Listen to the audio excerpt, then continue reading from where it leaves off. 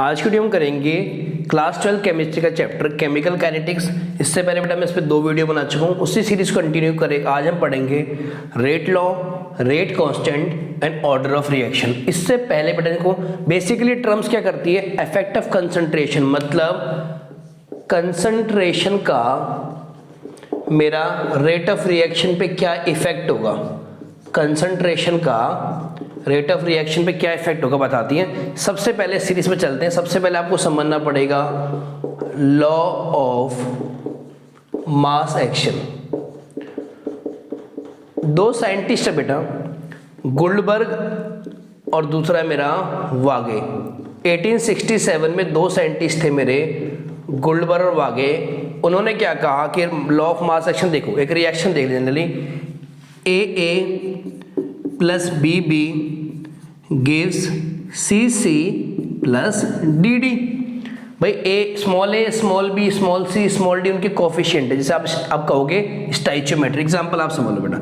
तो उसने कहा अगर मैं रेट ऑफ रिएक्शन निकालूं, रेट डायरेक्टली प्रोपोर्शनल टू ए की पावर ए इंटू बी की पावर बी।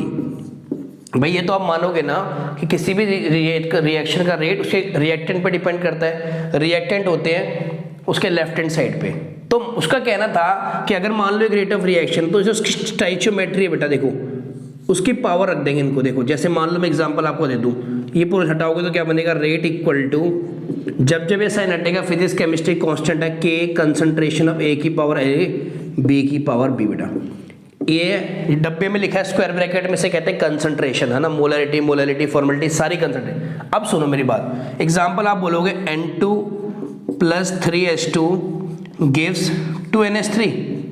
अगर कोई आपसे बोलेगा भाई लॉ ऑफ मास एक्शन के हिसाब से, लॉ ऑफ मास एक्शन कहता था रेट इज इक्वल टू के कंसंट्रेशन ऑफ N2 का कोफिशिएंट कितना है, या स्टाइचियोमेट्री। यहाँ पे बेटा मैथ में कोफिशिएंट कहते हैं, यहाँ कहेंगे स्टाइचियोमेट्री कितनी है, 1 लिख दो, पावर 1। H2 की कितनी है, 3। तो उसने कहा था कि अगर इसकी स्टाइचियोमेट्री की पावर बढ़ रख देंगे इसको, तो हमारा लॉ ऑफ मास एक्शन आ जाएगा। बट रियल में देखा गया कि ऐसा नहीं होता, ठीक है। तो उसने कहा कि अगर पावर में रख देंगे तो हमारा ये बन जाएगा लॉ ऑफ मास एक्शन। पर देखा गया कि ऐसा नहीं होता। जैसे इसकी अगर मान लो 3 स्टाइचियोमेट्री है, तो जरूरी नहीं है हाइड्रोजन की तीनों पे डिपेंड करे, हो सकता है 1 पे डिपेंड करे, हो सकता है 2 पे डिपेंड करे। इसीलिए आ गया हमारा रेट लॉ। अब समझते हैं रेट लॉ क्या होता है। देखो अगेन रेट लॉ भी कंसंट्रेशन की ही बात करता है।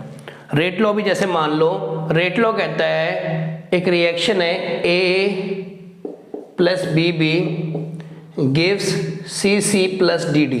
अब मैं इसका लिख रहा हूं रेट लॉ, ठीक है। तो रेट लॉ कहता है भाई ऐसा जरूरी नहीं है कि स्टाइचियोमेट्री की आपको पावर में स्टाइचियोमेट्री रख दोगे तो आ जाएगा। उसने कहा रेट होता है के कंसंट्रेशन ऑफ ए की पावर अल्फा इंटू बी की पावर बीटा। आपने कहा सर अल्फा बीटा क्या है बेटा, अल्फा बीटा बेटा ये कोई भी हो सकता है। अल्फा की वैल्यू देखो 1 भी हो सकती है, 2 भी हो सकती है। मैंने यहाँ पे ए और बी नहीं रखा, अल्फा को ए रखा, बीटा को ऐसा नहीं रखा, क्योंकि उसने तो पहले ही कह दिया ना कि जरूरी नहीं है सारी की सारी टर्म्स पे डिपेंड करे। हो सकता है कुछ पे डिपेंड करे, हो सकता है सब पे डिपेंड करे, पर ऐसा जरूरी नहीं है। मतलब तो इसने कहा ये बेटा वेयर, ये क्या है, molar concentration of a, molar concentration of a, ये है मोलर कंसंट्रेशन ऑफ बी। अच्छा अब एक बात देखो बेटा, अगर कंसंट्रेशन ऑफ ए 1 हो जाए और कंसंट्रेशन ऑफ बी भी हो जाए 1, तो क्या आएगा, रेट इक्वल टू के कंसंट्रेशन ऑफ 1 की पावर अल्फा 1 की पावर बीटा। यार 1 की पावर बेटा प्लस हो माइनस हो 0 तो हमेशा 1 ही रहती है। तो अगेन रेट किसके बराबर आ जाएगा, ये भी 1 हो जाएगा और ये भी 1 हो जाएगा। तो रेट कितना आ गया मेरा, के के बराबर। अच्छा इस के को कहते हैं बेटा रेट कांस्टेंट, रेट कांस्टेंट, या दूसरा नाम बोलूं वेलोसिटी कांस्टेंट, ठीक है। अगर कोई आपसे पूछता है डिफाइन, क्योंकि अब थियोरेटिकल पेपर होना है, डिफाइन रेट कांस्टेंट, तो आपने कहना है rate constant may be defined as rate of reaction when molar concentration of each reactant is taken as unity। लिख लेते हैं rate constant may be defined as rate of reaction when molar concentration of each reactant is taken as unity मतलब 1। Next है मेरा order of reaction. Order होता है sum of exponents bracket powers to which molar concentration in the rate law equation are raised to express the observe rate of reaction is called order of. मतलब मैं समझाते बेटा, हर equation का, हर मतलब कोई भी केमिस्ट्री में इक्वेशन है उसका एक रेट लॉ होगा।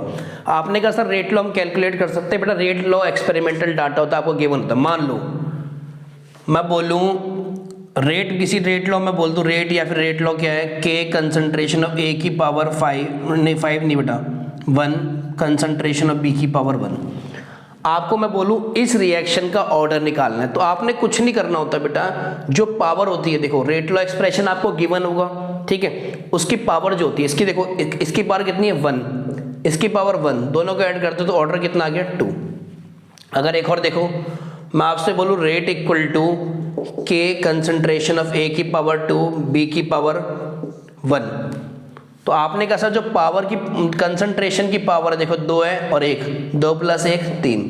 तो रिएक्शन बहुत सारी ऑर्डर की होती है बेटा, मतलब जीरो ऑर्डर भी होती है कि कंसंट्रेशन पर डिपेंड नहीं करेगा, फर्स्ट ऑर्डर भी होती है, इसमें एक कंसंट्रेशन टर्म पे, सेकंड ऑर्डर भी होगा उससे भी करेंगे, और थर्ड ऑर्डर भी होगा उससे भी करेंगे, सबको बेटा। नेक्स्ट देखो, एक रेट लॉ दे रखा है किसी रिएक्शन के लिए, आपको दे रखा है रेट इक्वल टू के कंसंट्रेशन ऑफ ए की पावर 1/2 बी की पावर 3/2, आपको ऑर्डर निकालना है। तो आपने कहा सर वेरी सिंपल है, करना क्या है, जो भी कंसंट्रेशन टर्म्स की पावर है, जो भी कंसंट्रेशन टर्म्स की पावर है, ए की पावर कितनी 1/2, बी की पावर कितनी है 3/2, दोनों को जोड़ दिया तो कितना है 4/2।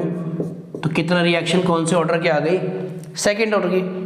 सेकंड देखना, आपने कहा सर के इंटू कंसंट्रेशन है, ए की पावर 3/2 और बी की पावर कितनी है -1, तो अगर इसमें निकालना तो इसमें कितना आएगा, पावर जोड़ दो बच्चे, 3/2 प्लस -1, हाँ ये नहीं इसको 1 मान लो, साइन तो लेना पड़ेगा, प्लस माइनस 3/2 -1 तो आया 3/2 -2 नहीं 3 - 2/2 आ गया बेटा 1/2। तो रिएक्शन कितनी आ गई, हाफ। बात समझ आ गई नहीं आ गई, सब चीजें देख के चलना है बेटा, अच्छे से करना है। एक और इंपॉर्टेंट क्वेश्चन देखते, देखो इस पे मैं कह रहा हूं ये चीज समझनी पड़ेगी आपको। क्वेश्चन है,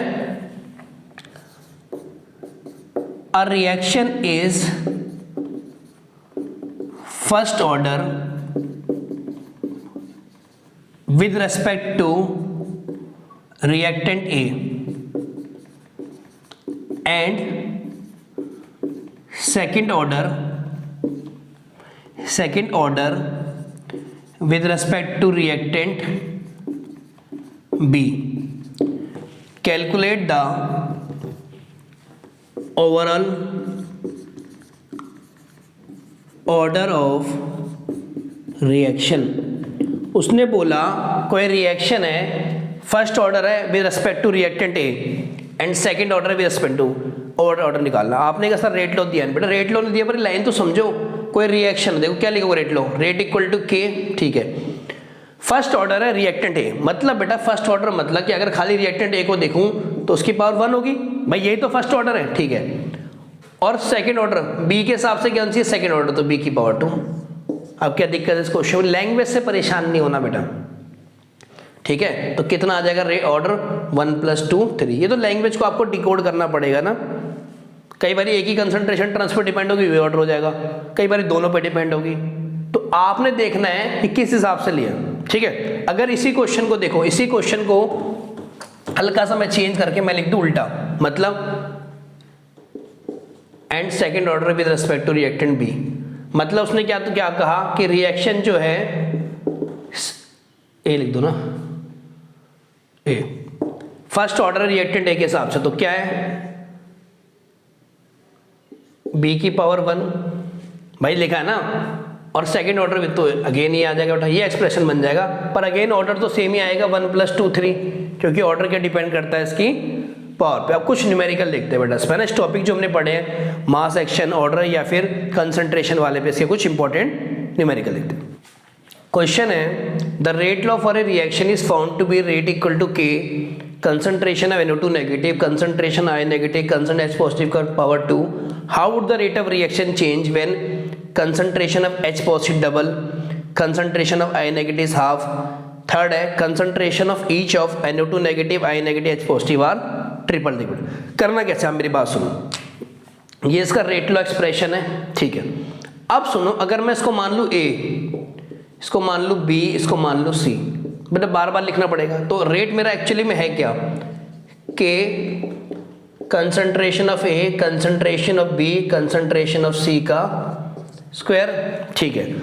अगर कंसंट्रेशन ऑफ एच पॉजिटिव को डबल करा गया, देखो तो रेट तो चेंज होगा। अच्छा, नया रेट क्या आएगा बेटा, के तो ऐसे ही रहेगा, ए बी, एच पॉजिटिव क्या मैंने क्या माना, सी, तो सी को उन्होंने कर दिया 2c। डबल होने का मतलब क्या भाई, भाई डबल होने का मतलब किसी भी चीज को 2 से मल्टीप्लाई करना। तो क्या आएगा, k concentration of A, concentration of B, 2 4 बाहर ले लूं भाई, ब्रैकेट के अंदर 4 तो कुछ दिखाएगा नहीं, ये लो भाई 2 का स्क्वायर 4, ये लो, इस 4 को आगे ले जाना, तो न्यू रेट आ गया 4 k concentration of A, concentration of b, concentration of c का स्क्वायर। अच्छा, ये तो पुराना, देखो ये टर्म क्या है, पुरानी वाली, तो न्यू रेट क्या हो जाएगा, न्यू रेट आ जाएगा 4 टाइम्स पुराने रेट के या रेट ऑफ रिएक्शन के।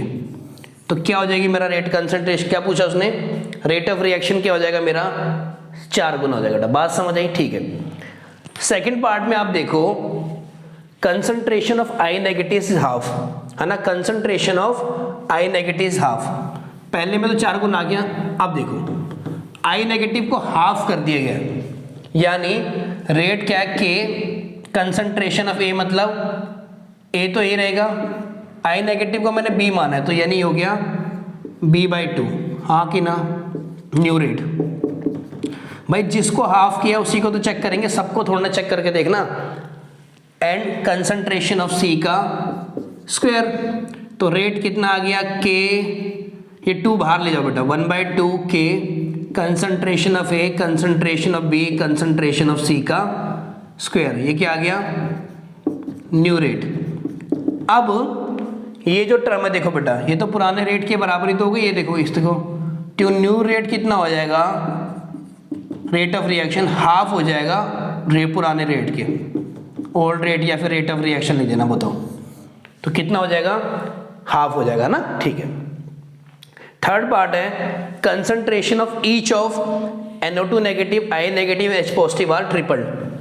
तीनों की कंसंट्रेशन ट्रिपल कर दी बेटा, तो रेट तो वही रहेगा, नया रेट क्या होगा देखना, तीनों को ट्रिपल कर दो, के ट्रिपल मतलब 3A 3B 3C का होल स्क्वायर, कितना आ गया, के 3A 3B 3 का स्क्वायर 9, कंसंट्रेशन ऑफ सी का स्क्वायर बेटा, सारे कोएफिशिएंट एक साथ लिख लो, 3 3 9, तो कितना आ गया 81 हो जाएगा, multiply 81 k concentration of A, concentration of b, concentration of c का, तो नया रेट क्या हो गया, 81 टाइम्स हो गया हमारे पुराने रेट ऑफ रिएक्शन के। बात समझ आ रही है, धीरे धीरे बेटा चीजें समझ आ रही नहीं आ रही।